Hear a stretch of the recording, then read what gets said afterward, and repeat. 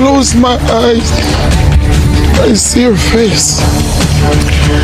Shares their memories in the midst of heartbreak. Tonight, we are learning much about the Waterbury woman police say was stabbed to death by her husband. Welcome to Southern Talk TV. Don't forget to like, subscribe, and hit the notification bell for future content. Moesha Watson, 24, originally from Jamaica, was a mother of 3 little boys.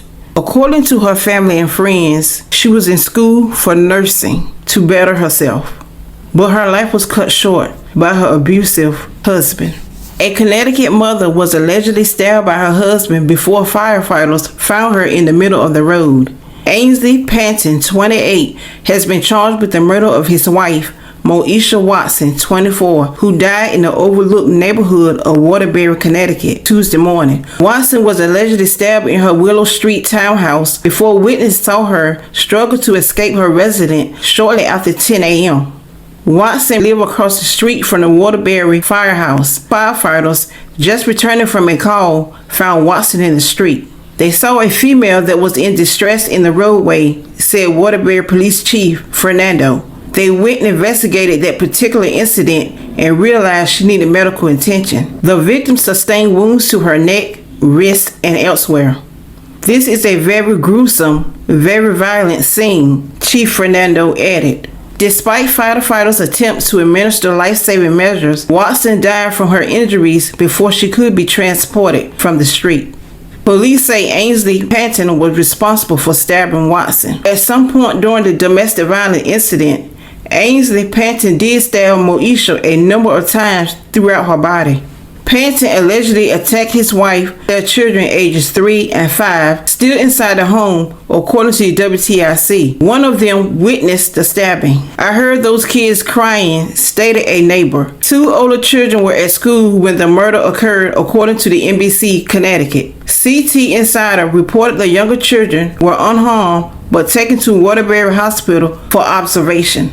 They were later placed in the care of a State Department of Children and Families. A local store owner on the scene also tried to help save Watson, according to WTIC. He said he saw Watson struggle to open her garage door before she made it to the street and collapsed. And we begin tonight with breaking news out of Waterbury. Thanks for joining us at 5. I'm Brent Harden. And I'm Jen Bernstein. Police providing an update on a homicide investigation. That's after a woman was found with injuries, then pronounced dead on the scene. It's the city's 5th homicide of the year. Fox 61's Tony Terzi is live in Waterbury now with more on what happened, leading the woman to die in the middle of the street. Tony. Brent and Jen, good afternoon, everyone. Here at Waterbury Police Department, they detailed what they say was a gruesome scene, according to the police chief. The chief says that they have in their possession now at the police department in the evidence room as part of this case several knives and a machete. A woman was able to escape her home, but died out front. Waterbury firefighters returning from a call to this firehouse on Willow Street got a surprise. They saw a female that was in distress in the roadway.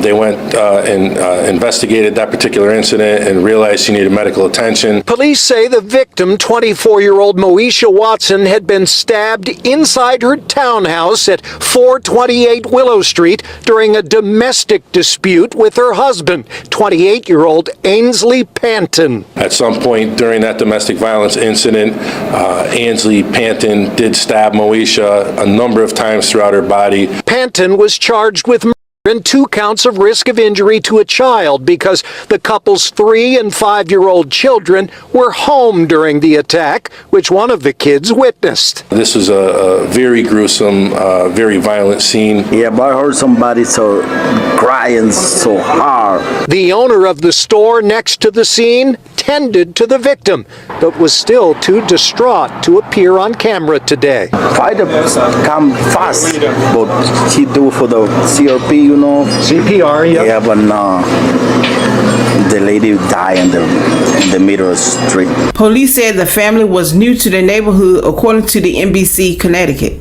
Authorities found Panton at the couple's home before he was transported to the hospital to be treated for a heart condition. On top of murder charges, Hansen was also charged with 2 counts of risk of injury to a child. Thanks so much for joining us here for the news at 6. I'm Keisha Grant. And I'm Mike Heideck. NBC Connecticut's Dominique Moody spoke exclusively to the family of Moesha Watson and shares how they're remembering the 24-year-old mother of 3. During our conversation with Moesha Watson's family, her aunt struggled to find the words to describe how they're doing now, knowing that their loved one is no longer here and knowing that she was killed just steps away from where we're standing. There's so many questions. Still yet no answers. With tears running down her face, Maria Daly spoke about the pain her family feels with the loss of 24-year-old Moesha Watson. She didn't deserve to die like that. She died like a dog. Tragedy struck for her family on Tuesday when they learned that the mother of 3 died after suffering multiple stab wounds. Police say fire crews discovered Watson on Willow Street and saw that she needed medical attention. Life-saving measures were taken on scene, but she later died. The Jamaica native, who was almost finished with nursing school, leaves behind 3 young boys. It makes me really, really mad, because she didn't deserve that. Watson's cousin, Jamisha Rose, says she's trying to navigate her emotions knowing someone so close to her is gone and her little cousins are left without a mother. 3 kids.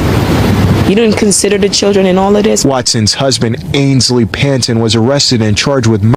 He was arraigned on Thursday and is being held on a $3 million bond. Watson's family is urging the community to know that they are not alone and there is help out there. Don't hang around.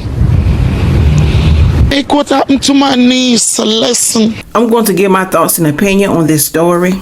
This is a sad, sad story, sad situation, how this woman died. It will also confirm that he used a machete and a knife to cut this woman. Just imagine all the pain she felt before she died. Her kids watched this, one of them. I don't care what this woman had done. She did not deserve to die this way. This was pure evil. At one point of his life, he stopped loving this woman. He probably didn't love her at all, because if he did, he would never took her life like she was a piece of steak that he was cutting up. You don't even do a dog like that. Whatever the reason was, we do not know. Even if things are not okay, act like it is until you can get to a safe place. Move in silence. Do what you have to do to save your life and your children's life. This man was pure evil. He had no mercy. But at the end of the day, she did not deserve to die like that. Ladies, pay attention, know the signs. Move in silence, but move quickly as possible to save your life.